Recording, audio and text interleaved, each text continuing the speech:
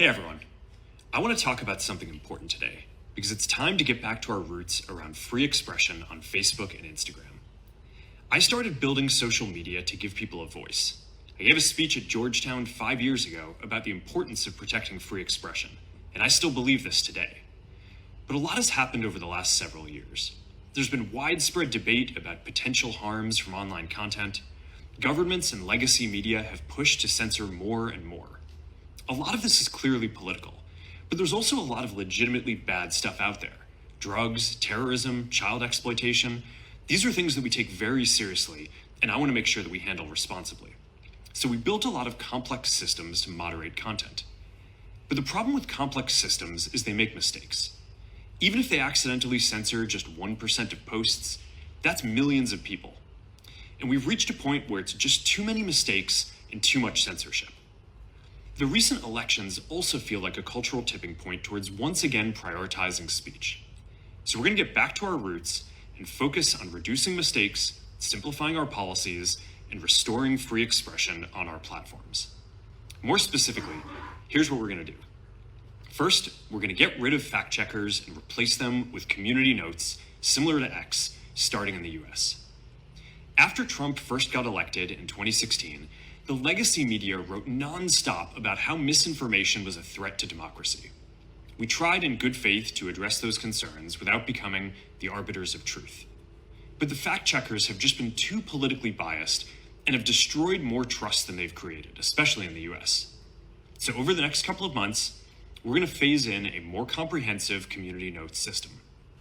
Second, we're going to simplify our content policies and get rid of a bunch of restrictions on topics like immigration and gender that are just out of touch with mainstream discourse. What started as a movement to be more inclusive has increasingly been used to shut down opinions and shut out people with different ideas, and it's gone too far.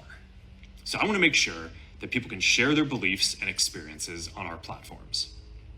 Third, we're changing how we enforce our policies to reduce the mistakes that account for the vast majority of censorship on our platforms. We used to have filters that scanned for any policy violation. Now, we're going to focus those filters on tackling illegal and high-severity violations. And for lower severity violations, we're going to rely on someone reporting an issue before we take action. The problem is that the filters make mistakes, and they take down a lot of content that they shouldn't. So by dialing them back, we're going to dramatically reduce the amount of censorship on our platforms. We're also going to tune our content filters to require much higher confidence before taking down content. The reality is that this is a trade-off. It means we're going to catch less bad stuff, but we'll also reduce the number of innocent people's posts and accounts that we accidentally take down. Fourth, we're bringing back civic content. For a while, the community asked to see less politics because it was making people stressed. So we stopped recommending these posts. But it feels like we're in a new era now, and we're starting to get feedback that people want to see this content again. So we're going to start phasing this back into Facebook, Instagram, and Threads while working to keep the communities friendly and positive. Fifth, we're going to move our trust and safety and content moderation teams out of California, and our US-based content review is going to be based in Texas. As we work to promote free expression, I think that it will help us build trust to do this work in places where there is less concern about the bias of our teams. Finally, we're going to work with President Trump to push back on governments around the world that are going after American companies and pushing to censor more. The US has the strongest constitutional protections for free expression in the world. Europe has an ever-increasing number of laws institutionalizing censorship and making it difficult to build anything innovative there. Latin American countries have secret courts that can order companies to quietly take things down. China has censored our apps from even working in the country. The only way that we can push back on this global trend is with the support of the US government. And that's why it's been so difficult over the past 4 years when even the US government has pushed for censorship. By going after us and other American companies, it has emboldened other governments to go even further. But now we have the opportunity to restore free expression, and I am excited to take it.